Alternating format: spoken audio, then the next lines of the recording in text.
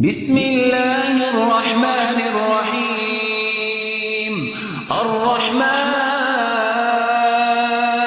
علم القرآن خلق الإنسان علمه البيان الشمس والقمر بحسبان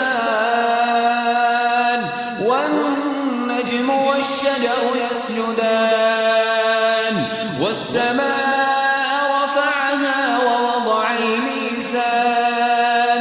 ألا تطغوا في الميزان وأقيموا الوزن بالقسط ولا تخسروا الميزان والأرض وضعها للأنام